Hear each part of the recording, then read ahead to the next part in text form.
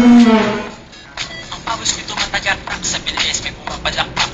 Abutin natin ng langit, ipo ka ang pakpak ng habi ng halimuyak na mga bulaklak. Ako'y paro-paro, nakadapo sa iyong damo. Sa liwanag ng ganda mo, ang daming nabibighaning gamo-gamo. Yakapin mo ako habang atin ang gabi, kasi mundo natin nilagay sa lisi. Pag ikay nasa baba, ako ay nasa taas. Sa tuwing ikaw ay darating, ako ay lalabas.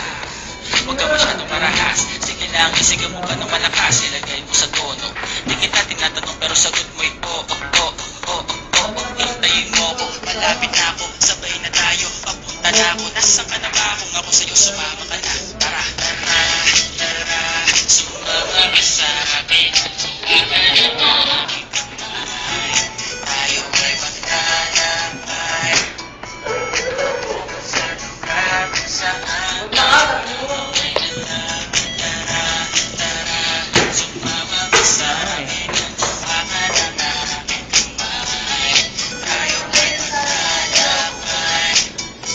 Ganda ng background.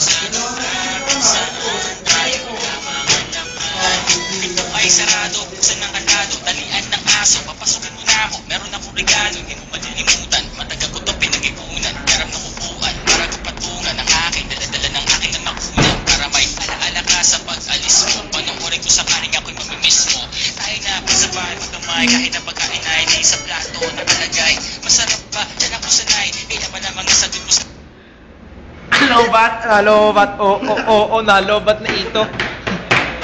Sa mata, amigo? Ayun. RB. Esumano 3. Yung dun sa labang kanina.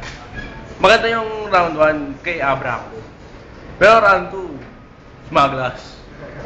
Kasi ganda ng mga banat nila eh. Mga punchlines, mga bars, comedy, mga ganun serious, real talk. Kaya I both go for Abra.